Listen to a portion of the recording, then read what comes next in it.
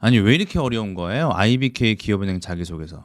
이거 뭐 이게 기업은행 자기소개서 쓰다가 이거 다 끝나겠습니다. 그렇죠? 자, 은행 자기소개서 쉽지 않습니다, 여러분. 쉽지 않아요. 저도 이거 뭐 준비하면서 이게 도대체 뭘 의미하는 거야라고 굉장히 많이 고민하고 그 고민의 흔적들을 또 여러분들에게 또 알려드리도록 해보도록 하겠습니다. 자, 일단 IBK 기업은행의 자기소개서 중에서 가장 좀 어려운 게 5번 항목이잖아요. 그거부터 먼저 한번 체크해 볼게요. 자, 우선은 IBK 기업은행 자기소개서. 자, 입행에 대한 의지와 본인만이 갖고 있는 강점을 잘 드러낼 수 있는 지문을 만들어라 라고 하는 거잖아. 그러니까 여기서 중요한 것은 입행에 대한 의지도 드러나야 되고 강점도 드러나야 돼요. 그러니까 이 두 가지가 잘 제시될 수 있도록 지문을 만들어야 되는 것이기 때문에 그런 부분에 대해서 이게 좀 까다로운 건데, 더 까다로운 건 뭐냐면 아래에 정말 이상한 키워드를 제시해주고 이 키워드를 연결하여 자신의 의지와 강점을 보여달라고 하는 것이다 보니까 이거 좀 만만하지 않습니다. 그렇죠? 그래서 여러분들이 이 부분에 대해서 저랑 같이 한번 아이디어를 고민해 보는 건데요. 원래는 이게 이런 키워드 제시해주고 하는 이런 방식이 원래 옛날에 삼성전자에서 창의성 면접할 때 이런 것들을 많이 했었거든요. 지금 이것을 이제 자기소개서화 시켜서 IBK에서 제시하고 있는 부분인 것 같습니다. 뭐 제가 제시하는 어떤 보게 되면 키워드는 다른 단어와 결합해 사용 가능합니다. 이렇게 해서 제가 한번 구상해 본 것은 가상, 뭐 그럼 가상현실, 가상자산 이런 것도 되고, 기후변화, 뭐 기후환경 뭐 활동, 뭐 그 기후환경 에너지 뭐 이런 식으로, 돌은 뭐 돌봄, 돌뿌리, 뭐 돌멩이 뭐 약간 이런 식으로 또 연결시킬 수 있지 않을까라고 아이디어를 한번 내본 거예요. 자, 다른 단어와의 결합이기 때문에 뭐 단어 위주로, 그죠? 그 다음에 데이터, 뭐 데이터 분석, 데이터 기반, 데이터 중심, 데이터 활용 뭐 이런 것들도 활용할 수 있고요. 뭐 물들임 이렇게 하긴 했는데 실제로 내용 만들 때 이건 쓰지는 않았습니다. 뭐 선의, 선행, 선을 지키다, 뭐 선물, 뭐 선도 이런 식으로, 시간 활용, 시간 계획, 시간 관리, 에너지, 뭐 그냥 에너지, 딱히 뭐 에너지 보존 뭐 이런 것도 있을 수 있는데 뭐 그냥 에너지로만 활용해도 될 것 같아요. 자, 그 다음에 뭐 그럼 60대, 60분, 60명, 60년 뭐 이런 얘기도 되고요. 문화는 뭐 조직 문화, 뭐 직장 문화 뭐 이런 식으로 연결해 볼 수 있을 것 같다고 생각을 한번 해봤어요. 그래서 제가 이런 것들을 바탕으로 해서 그러면 입행에 대한 의지와 본인만이 갖고 있는 강점을 잘 연결할 수 있도록 어떻게 만들어야 될 것인가, 그것들 한번 고민해 봤는데, 뭐 예를 들자면 이런 것 같아요. 그러니까 향후 입행하여 최단 시간 내에 60명의 고객을 창출할 수 있는 본인의 강점을 제시하시오. 뭐 이렇게도 만들 수 있을 것 같습니다. 어쨌든 입행해서 고객을 관리하는 어떤 CRM 역량이 여러분들에게 일단 필요한 것이니까, 그래서 시간이라고 하는 것과 60이라고 하는 키워드를 조합한 사례가 될 수 있고요. 뭐 가상 자산인 NFT나 가상화폐 시장이 매우 커지고 있는데 IBK가 이 시장을 선도할 수 있도록 하는 본인만의 어떤 강점을 제시해 보세요. 뭐 가상과 이게 선에서 선도라고 하는 것들을 같이 묶어서 한번 해본 겁니다. IBK는 현재 청렴한 조직 문화를 개선하기 위해서 노력하고 있다. 사회를 위한 선행을 베풀었던 경험, 이렇게 해서 조직 문화와 선행, 약간 뭐 이런 식으로, 또는 ESG 이렇게 연결할 수도 있을 것 같고요.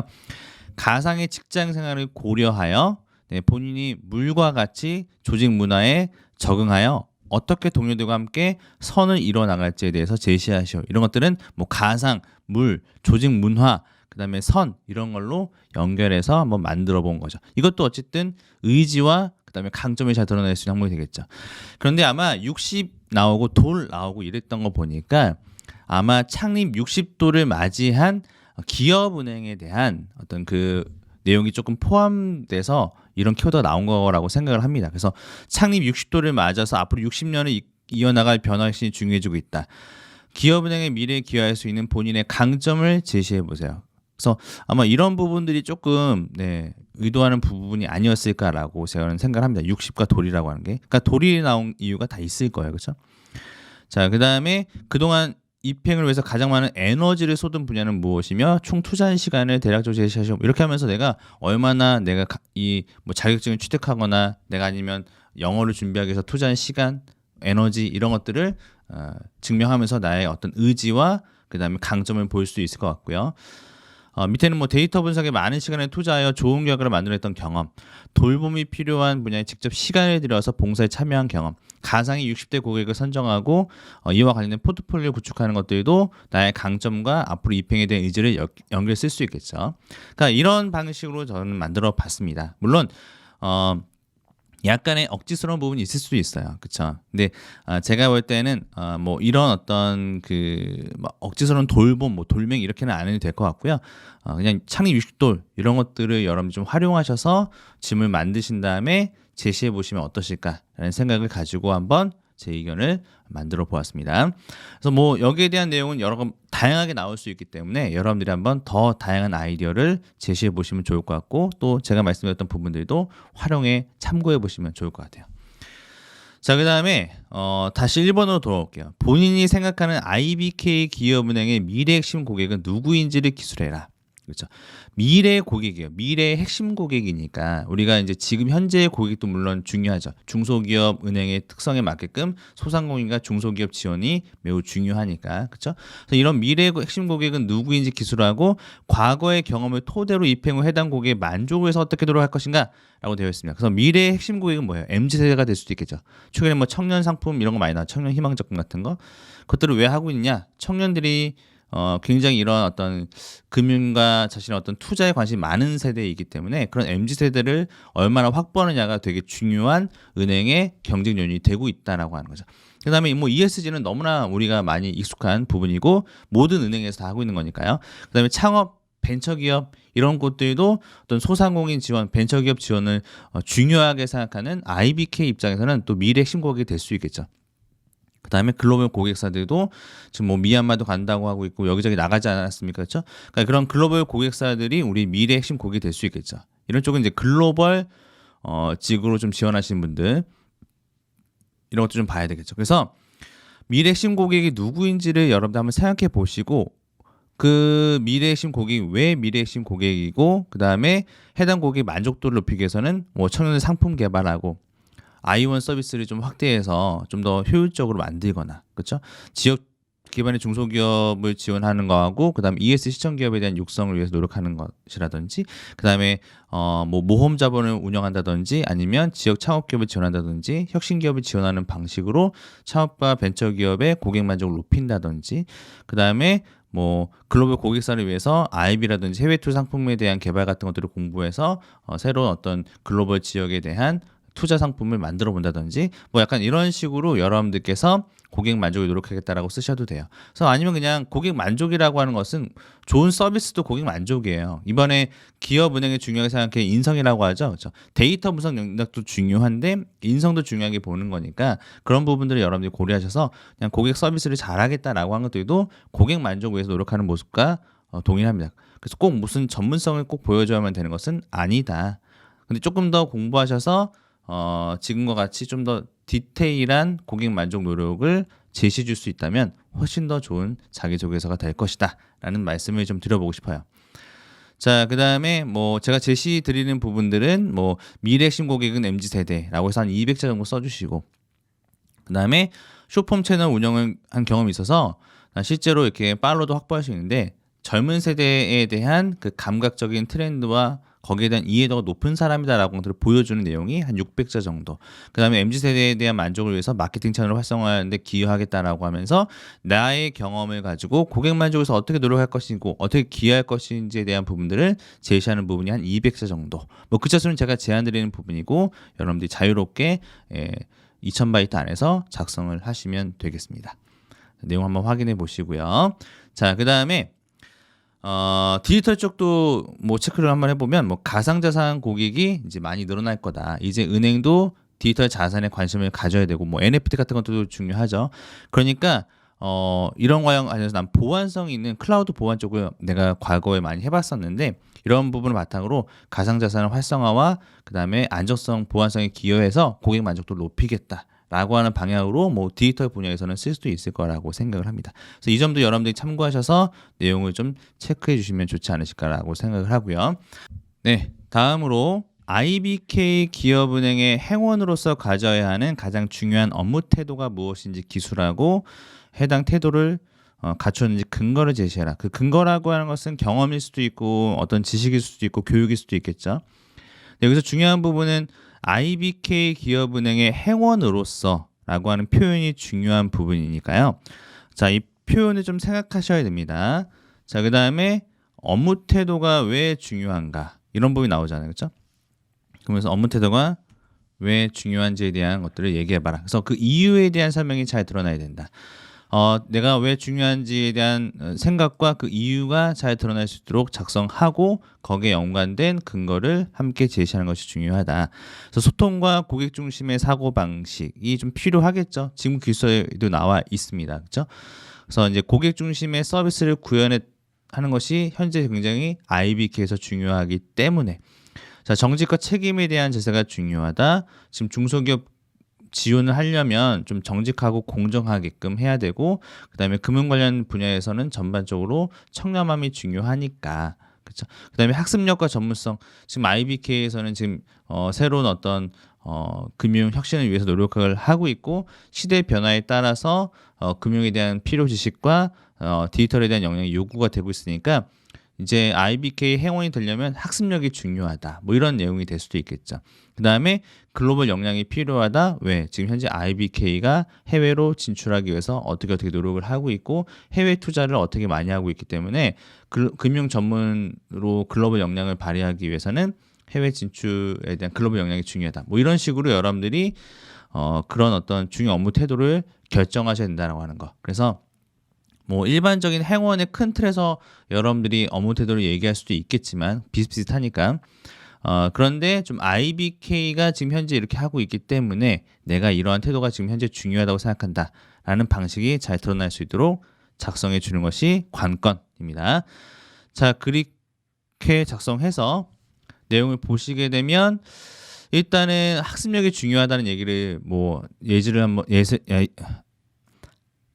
학습력이 중요하다는 예시를 좀 말씀드리고 있고요. 그 다음에 양손잡이형 인재로서 성장하기 위해서는 지금 현재 금융과 데이터 분석에 관련된 역량을 준비하고 있다라는 내용으로 이어지고 있는 하나의 예시입니다. 그래서 여러분들께서도 이거 한번 체크해 보셔서 말씀해 주시면 좋을 것 같고요.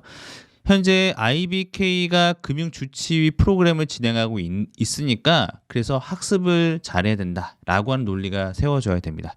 이 부분만 잘 체크하시고 작성해 보세요. 자, 그 다음에 입행 후 지원 분야와 관련해서 내가 가장 도전적인 과업이라고 할 수 있는 것이 무엇이냐라고 하는 내용에 일반적인 나의 도전 경험을 쓰시면 돼요. 너무 어렵게 생각하지 않으셔도 됩니다.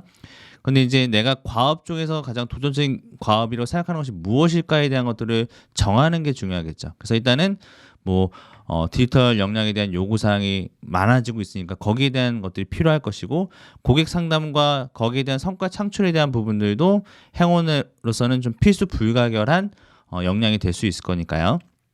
고객을 설득하는 것에 대한 도전 과제가 줄 수 있겠죠.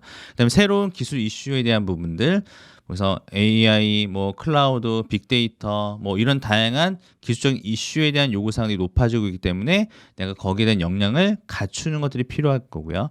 그다음에 글로벌 시대로 나아가고 있고 글로벌 지점 확대를 위해 노력하고 있는 IBK에 부합하게끔 여러분들이 이와 관련된 역량을 어필할 수도 있어야 되겠죠. 그러니까 이런 식의 도전 과업들 한번 떠올려 보시면서 내가 이것들을 과거에 극복했던 사례, 그러니까 뭔가 우리가 새로운 어떤 시도를 하거나 또 더 높은 수준, 새로운 시도이거나 더 높은 수준에 해당되는 도전 과제를 체크하시고 나 과거에도 이렇게 굉장히 어려운 난이도의 경험을 내가 잘 수행해 왔기 때문에 앞으로도 새롭게 부여되는 이런 도전 과제 업무에 대해서 내가 잘 수행할 수 있다라고 논리만 펼치시면 내용적인 문제는 없습니다. 그래서 이거는 극복 방안과 경험 사항에 대한 부분들은 나 이렇게 교육도 들어봤고 그 다음에 프로젝트 관련된 참여나 이런 것들을 많이 했기 때문에 과거 이런 경험들을 잘 극복해 왔어. 그 다음에 다양한 채널을 활용해서 고객의 니즈를 파악하고 마케팅을 해보고 설득해보고 고객 컴플레인을 해결해봤던 경험이 있거든. 그런 것들이 있으니까 난 잘할 수 있어. 그 다음에 나는 이런 언어에 대해서 새로운 언어를 내가 공부해본 적이 있거든. 그리고 내가 프로젝트 진행해본 경험이 있어. 이렇게 어려운 해보지 않았던 새로운 개발 언어에 대해서 나 공부해봤으니까 나 잘 만들 수 있어. 그 다음에 해외 시장 분석을 해보거나 해외 주식 투자 경험이 있어서 나 실패도 해보고 그 실패를 통해서 분석도 해서 성취도 해봤기 때문에 나 이런 투자 경험이 글로벌 역량을 갖추는데 나에게 도전적 과제가 주어지더라도 잘할 수 있는 영역이야 라는 것들을 설득력 있게 제시할 수 있으면 됩니다. 자, 그래서 여러분 한 가지 예제를 잠깐 보여드리다 보면 디지털 분야인데 RPA라고 해서 요즘에 금융권에서 업무 자동화로 인해서 굉장히 이런 이슈가 있습니다. RPA 개발에 대한. 그래서 지금 업무 자동화를 위해서는 RPA 개발을 잘 해야 되는데 나 이거 해본 적이 없다는 내용이에요.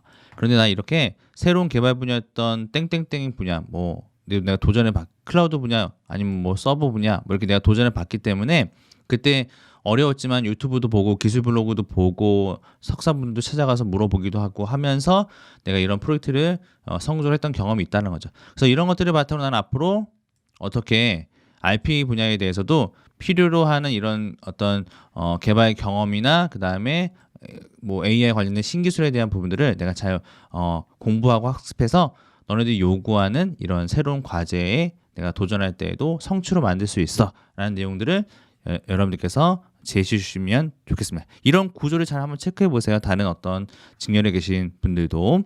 네. 자, 그 다음에 뭐 이거는 그렇게 어렵지 않습니다. 공동과업을 진행하는 과정에서 서로 다른 가치관이나 이해관계를 가진 구성원들과 협업했던 경험을 써봐라 라는 내용입니다. 일반적인 협업에 대한 경험을 쓰시면 되죠. 근데 여기서 이제 어떻게 활용될 수 있을 것인가에 대한 부분이에요. 이 활용이라고 하는 부분 어떤 것이냐면 어떤 역량을 활용한다 이런 것이 아니라 내가 이렇게 다른 이해관계와 다른 구성원들과 함께 시너지도 내고 그 다음에 대안도 도출해 보고 그 다음에 효율성을 높여보기도 하고 서로 다른 어떤 전공, 지식, 문화를 가지고 있는 사람들끼리 같이 이런 환경과 경험을 존중하면서 어떤 새로운 어떤 뭐 역량을 도출해내거나 시너지를 만들었던 경험이 있기 때문에 난 이런 것들을 잘 활용해서 IBK에서 새로운 구성원들과 새로운 분야와 잘 이해하고 나의 어떤 역량을 발휘할 수 있다. 뭐 이런 식으로 여러분들께서 이해하시면 되겠죠. 예를 들자면 이런 것도 괜찮아요. 내가 실질적으로 뭔가 내 전공이 아니었는데 기술 뭐 엔지니어들과 내가 뭐 협업을 했었대요. 예를 들면 어떤 프로젝트에서. 그러다 보면 이런 협업 경험을 바탕으로 어떻게 할 수 있다? 나중에 뭐 중소기업이나 아니면 이런 창업과 벤처 쪽 지원할 때 내가 잘 모르는 지식 분야에 관련된 분야라고 할지라도 내가 이전에 협업을 했던 것들처럼 잘 협업을 이루어서 그 분야에 대한 어떤 기업 지원에 있어서 내가 역량을 발휘할 수 있다. 뭐 이런 식으로 여러분들이 쓸 수도 있겠죠. 그래서 이런 이해관계에 대한 대치 상황들은 여러분들께서 한번 참고해 보시고 이런 부분을 바탕으로 하셔서 여러분께서 실질적으로 했던 경험을 기반으로 작성하시면 되는 항목이라고 보시면 되겠습니다. 그래서 뭐 작성의 포인트와 방향성이 중요하지 여러분들이 이 소재를 뭐 이 항목을 못 쓰진 않으실 것 같아요. 그래서 5번 항목 관련해서 좀 어려웠고 그 다음에 이제 뭐 1번 항목 이렇게 좀 어려웠던 것 같아서 제가 그 어려웠던 순서대로 내용을 한번 진행해 봤습니다. 여러분들께서도 IBK 기업은행 누구나 바라고 원합니다. 시중은행 다니시던 분들도 나와서 IBK 기업은행 가려고 하시는 분들 많습니다. 그러니까 우리 한번 열심히 작성해서 IBK 기업은행 입성의 첫 단추를 잘 끼워 나가시길 바라겠습니다. 오늘 강의는 여기서 마무리하도록 하겠습니다. 감사합니다.